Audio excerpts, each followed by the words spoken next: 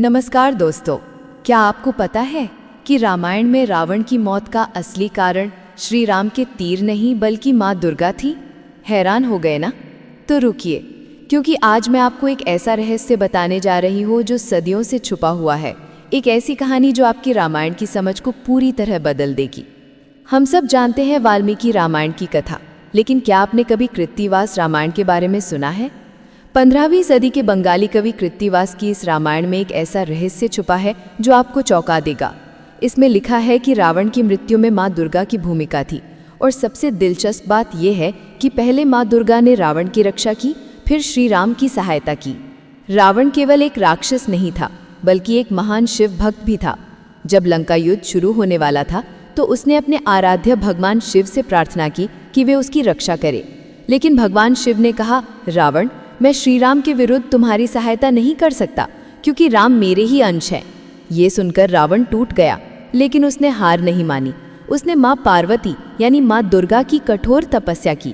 उसके भक्ति देखकर माँ दुर्गा प्रसन्न हुई और उन्होंने वरदान दिया, रावण, प्रत्येक युद्ध में मैं स्वयं प्रकट होकर तुम्हारी रक्षा करूंगी। और फिर युद्ध का पहला दिन आया।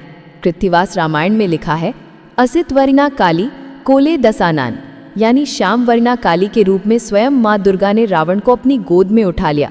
उस दृश्य की कल्पना कीजिए, युद्ध भूमि में स्वयं आदिशक्ति रावण की रक्षा कर रही हैं।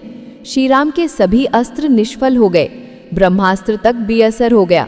पूरी वानर सेना निराश होकर युद्ध भूमि छोड़ गई और पहले दिन रावण विजय रहा। ये देखकर ब्रह्मा जी ने श्री राम को एक उपाय बताया।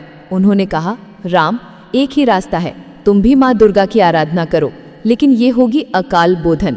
अकाल बोधन का अर्थ है असमय देवी का जागरण। उस समय माँ दुर्गा की पूजा वसंत ऋतु में होती थी, लेकिन राम ने शरद ऋतु में उनकी आराधना की, और यहीं से शुरू हुई शारदीय नवरात्रि की परंपरा, जिसे हम आज तक मनाते आ रहे हैं। माँ दुर्गा की पूजा के लिए 108 नील कमल चाहिए थे।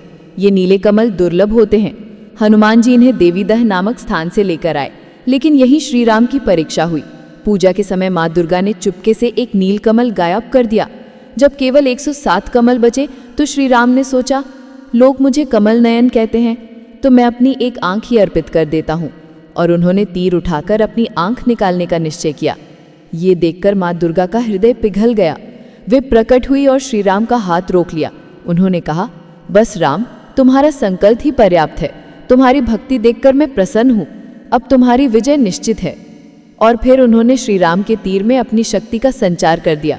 उसी क्षण उन्होंने रावण का साथ छोड़ दिया। लेकिन यहाँ एक और रहस्य है। कुछ ग्रंथों के अनुसार रावण ने भी माँ दुर्गा की आराधना की थी। उसने सहस्त्र चंडी पाठ किया था, लेकिन उसमें एक भूल कर बैठा। जहाँ उसे हरिणी पढ़ना था, उसने कारिणी पढ़ दिया। इस एक गलती से पूरे मंत्र का अर्थ बदल गया और रावण की साधना अधूरी रह गई। यही कारण था कि माँ दुर्गा ने उसे पूर्ण सुरक्षा नहीं दी। रावण वध केवल आश्विन मास की दशमी को ही संभव था। ये भी माँ दुर्गा ने स्वयं बताया था। जैसे उन्होंने 9 दिनों तक महिषासुर से युद्ध किया और 10वें दिन उसका वध किया, वैसे ही राम रावण युद्ध भी 9 दिनों तक चला और दशमी को रावण का अंत हुआ। यही कारण है कि विजयादशमी को केवल राम की विजय नहीं, बल्कि माँ दुर्गा की कृपा से मिली विजय माना जाता है। कुछ परंपराओं के अनुसार अशोक वाटिका में माता सीता ने भी 9 दिनों तक माँ दुर्गा की साधना की थी। उनकी साधना भी रावण वध में महत्वपूर्ण थी। और सबसे गुप्त रहस्य ये है कि रावण को मारने वाला तीर वास्तव में माँ दुर्गा की शक्ति से संपन्न था। आज भी ये परंपरा जीवित है।